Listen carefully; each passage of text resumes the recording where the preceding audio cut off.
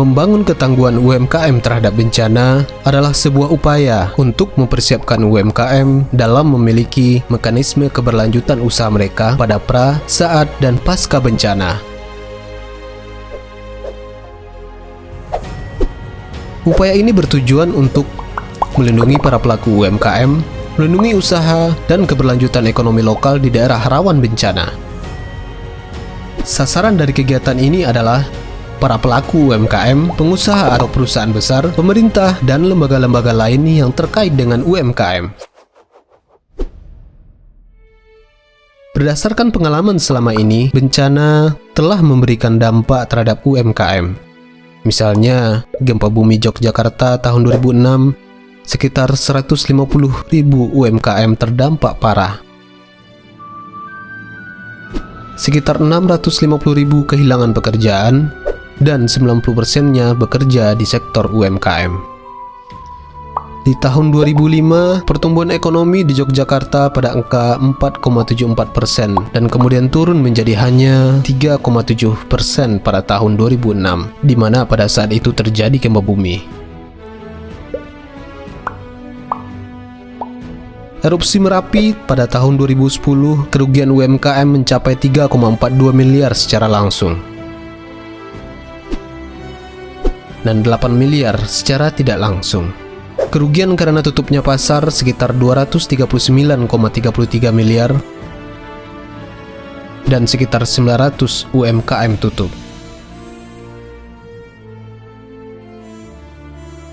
Dalam upaya pengelolaan keberlanjutan usaha ini, maka telah dilakukan beberapa tahapan kegiatan, antara lain kajian kelayakan lokasi dan UMKM, pelatihan ketangguhan UMKM, kajian dampak bencana terhadap UMKM, penyusunan rencana keberlanjutan usaha atau RKU, workshop multi-stakeholder untuk mendukung keberlanjutan UMKM, pembentukan forum UMKM tangguh bencana, implementasi RKU, serta tahapan monitoring dan evaluasi.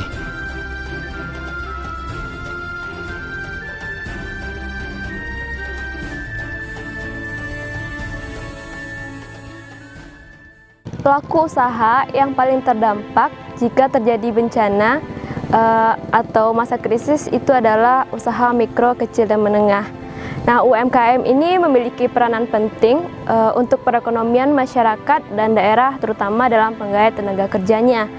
Nah, di Nagari Tikus Selatan ini ada beragam UMKM, terdiri dari 133 sektor industri, 390 UMKM dari sektor perdagangan dan jasa. Nah, lokasi usaha UMKM ini berada di sekitaran 500 sampai 1000 meter dari garis pantai. Berdasarkan hasil kajian risiko UMKM, sebanyak 523 UMKM tidak dapat berfungsi jika terjadi bencana seperti gempa dan tsunami. Kalau ditinjau dari sektor industrinya, itu sekitar 4.800.000.000 aset akan hilang dan hancur, dan sekitar 3.408.000.000 omset akan hilang, dan 356 orang korban jiwa yang berasal dari tenaga kerjanya dan peralatan juga akan hancur. Sekitar 2.229.000.000 modal awal tidak dapat digunakan kembali, dan akan rusaknya fasilitas layanan sosial untuk mendukung UMKM.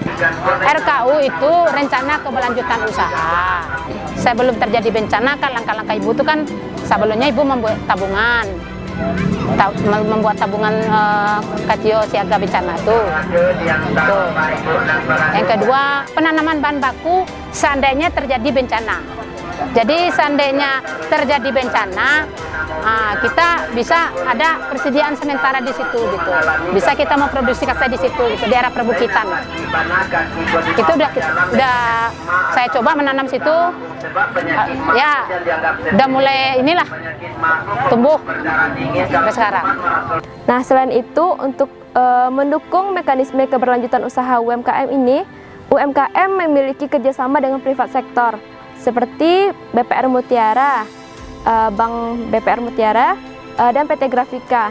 Nah, PT Grafika ini akan menyupport UMKM untuk packaging dan konsultasi bisnis dari UMKM, bagaimana UMKM ini lebih dapat berkembang.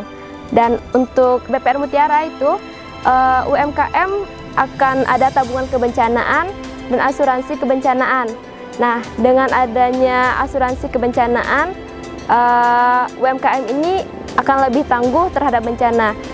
Yang pertama warna perubahan dari pola awak berpikir, kan? Banyak hal yang awak petik dari situ, awak bisa kenal dengan pemerintah, awak bisa tahu solusinya seandainya terjadi bencana atau apalah namanya.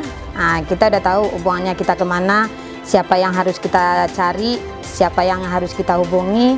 Apalagi selama mungkin ibu di sini mengikuti kegiatan dari Jemari sampai ke Jakarta juga. Nah, di situ banyak kali kita dapat ilmunya. Nah, dengan harapannya, dengan adanya kesiapsiagaan di saat ini, UMKM ketika terjadi bencana lebih cepat bangkit.